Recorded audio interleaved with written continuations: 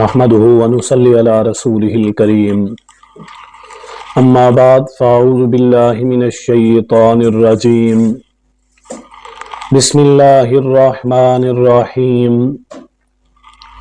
قال الله تبارك وتعالى في كلامه المجيد والفرقان الحميد وإذ أخذنا ميثاقكم ورفعنا فوقكم الطور خذوا ما آتيناكم بقوة واسمعوا قالوا سمعنا وعصينا وأشربوا في قلوبهم العجل بكفرهم قل بئس ما يأمركم به إيمانكم إن كنتم مؤمنين صدق اللہ العلی العظیم۔ میرے واجب الاحترام خواتین و حضرات، اللہ رب العالمین بنی اسرائیل کا تذکرہ فرماتے ہوئے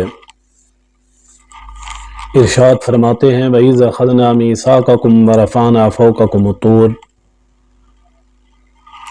جب ہم نے مضبوط عہد لیا اور بلند کر دیا ان کے اوپر طور پہاڑ کو۔ معاملہ اس طرح پیش آیا، بنی اسرائیلی فرعون سے نجات حاصل کرنے کے بعد وادی تیہ کے اندر آئے، سب نے یک زبان ہو کر مل کر سیدنا موسیٰ علیہ السلام سے یہ بات کی کہ جب تک ہم فرعون کی حکومت کے ماتحت تھے، اسی کا نظام، اسی کی حکومت، اسی کا قانون اور دستور تھا، آج ہم اس سے آزاد ہو چکے ہیں۔ ہمیں زندہ رہنے کے لیے، زندگی گزارنے کے لیے کسی دستور، منشور، قانون کی ضرورت ہے۔ آپ اللہ رب العالمین سے یہ دعا کیجئے اور اللہ تعالی سے یہ مطالبہ کیجئے کہ وہ ہمیں کوئی دستور اور قانون دے جو ہمارے اپنے قوانین ہوں۔ سیدنا موسیٰ علیہ السلام نے اللہ تعالی سے دعا کی، اللہ تعالی نے تورات عطا کی۔ موسیٰ علیہ السلام نے جب تورات کے دستور اور قانون کو ان کے سامنے پیش کیا، وہ کہنے لگے یہ تو بہت مشکل ہے، اس کے اندر بڑی پابندیاں ہیں، ہم اس پر عمل نہیں کر سکتے، ہمارا ان قانون کے مطابق چلنا بہت مشکل ہے، جس کے لیے اللہ تعالیٰ ارشاد فرما رہے ہیں۔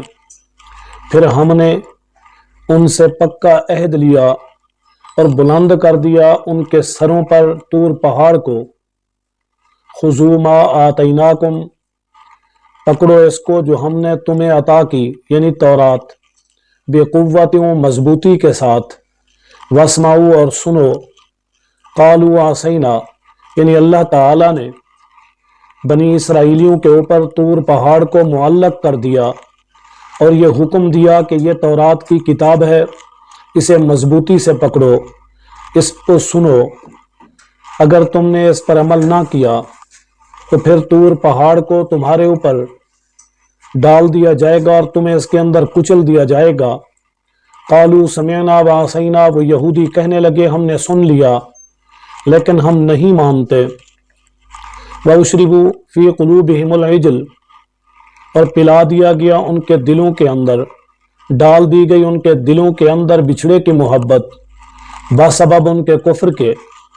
یہ معاملہ ایسا ہے، جب یہ لوگ بنی اسرائیل والے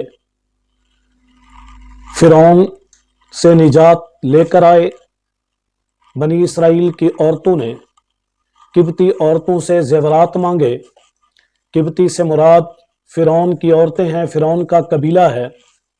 ان سے زیورات لے کر جب یہ یہاں پہنچے اور موسیٰ علیہ السلام کو اس بات کی خبر ہوئی، آپ نے ان کو منع کر دیا کہ آپ یہ زیورات استعمال نہیں کر سکتے، اس وجہ سے کہ مال غنیمت کا استعمال کرنا ہمارے اوپر حرام ہے۔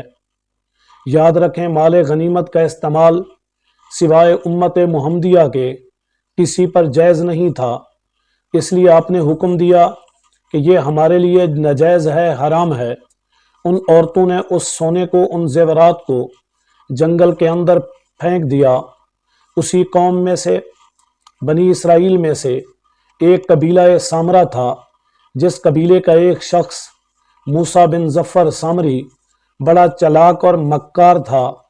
اس نے جب فرعون سے نجات کے لیے دریا کے اندر سے گزر رہے تھے، دیکھا کہ ایک گھوڑا ہے جس پر سفید خوبصورت شخصیت سوار ہے، اور اس گھوڑے کی چاپ سے نورانیت اٹھتی ہے۔ اس نے اسی مٹی کو اٹھایا اور وہ بطور تبرک کے کہ یہ ایک خاص مٹی ہے، یہ عام نہیں، وہ لے کر آیا۔ پھر یہ زیورات جو پھینکے گئے ان کو اکٹھا کیا۔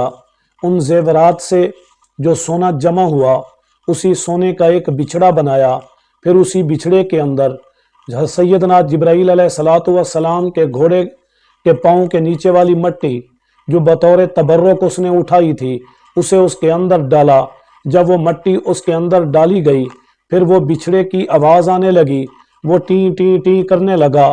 تو اس موسیٰ بن ظفر سامری نے اپنی قوم سے کہا، دیکھو خدا تو اس بچھڑے کے اندر موجود ہے۔ موسیٰ علیہ السلام طور پہاڑ پر چلے گئے، اس وجہ سے وہ واپس نہیں آ رہے، کیونکہ خدا وہاں نہیں یہاں ہے۔ اگر وہاں ہوتا تو اب تک موسیٰ علیہ السلام آ گئے ہوتے۔ خدا یہاں موجود ہے، اسی کی آواز آ رہی ہے۔ ہمیں چاہیے کہ ہم اس کی عبادت کریں، ہمیں چاہیے کہ ہم اسی سے اپنی ضروریات مانگیں، ہمیں چاہیے کہ ہم اسے سجدہ کریں، ہمیں چاہیے کہ ہم اس کے رکوع کریں، اس سے دعا کریں۔ یہ قوم لگ گئی، کوئی اسے سجدہ کرنے لگا، کسی نے اس کی رکوع کرنے لگا، کسی نے دعائیں مانگنا شروع کر دی، کوئی وہاں پر اس کی عبادت میں مشغول ہو گیا، یہاں تک کہ بہت سارے افراد بنی اسرائیل میں سے اسی بچھڑے کی عبادت پر لگ گئے۔ جب ان لوگوں کے دل کے اندر اس کی محبت پیدا ہونا شروع ہوئی، یہاں تک کہ موسیٰ علیہ السلام بھی کوہ طور سے واپس تشریف لائے، انہوں نے دیکھا کہ میری قوم تو بچھڑے کے آگے پڑی ہے، میری قوم کے بڑے افراد بچھڑے کو رکوع کر رہے ہیں، سجدہ کر رہے ہیں، عبادت کر رہے ہیں، دعا مانگ رہے ہیں۔